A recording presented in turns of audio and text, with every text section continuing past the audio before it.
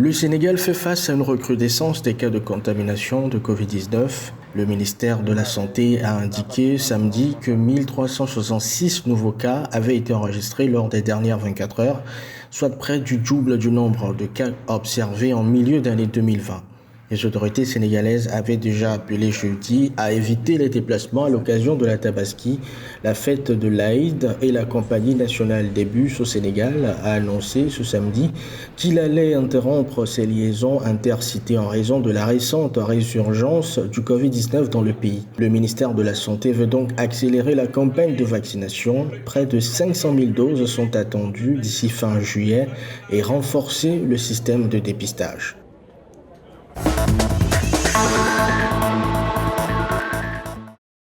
L'Organisation mondiale de la santé s'inquiète dans un communiqué de l'augmentation significative des cas de Covid-19 dans plusieurs pays du Maghreb, Libye et Tunisie, et du Moyen-Orient, Iran, Irak.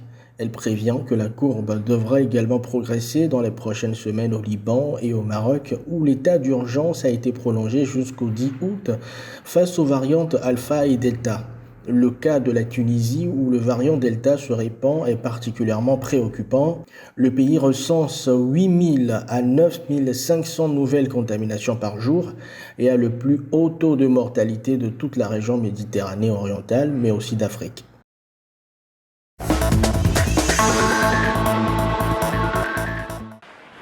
Le gouvernement zambien a exprimé samedi sa satisfaction sur le fait que le programme de vaccination contre le Covid-19 dans le pays se déroule sans heurts, après l'hésitation précédente du public envers le programme. Kennedy Malama, secrétaire permanent du ministère de la Santé en charge des services techniques, a déclaré qu'il y avait maintenant une réponse écrasante du public qui se précipitait pour se faire vacciner. La Zambie a lancé le 14 avril le programme de vaccination qui se faisait par étapes. Le gouvernement vise à vacciner environ 8,4 millions de personnes âgées de 18 ans et plus.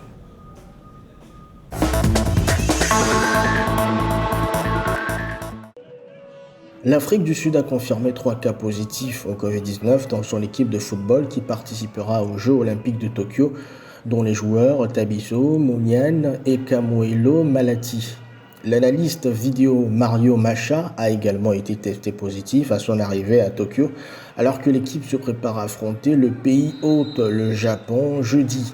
Nous avons 3 cas positifs de Covid-19 dans le camp ici, 2 joueurs et un officiel, a déclaré le manager de l'équipe Msolisi Sibam dans un communiqué de presse de la Fédération sud-africaine de football dimanche.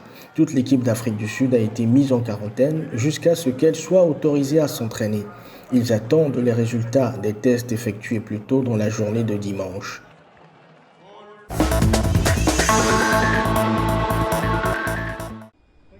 Le Nigeria a placé 6 États en état d'alerte rouge après avoir constaté une augmentation inquiétante des infections au Covid-19.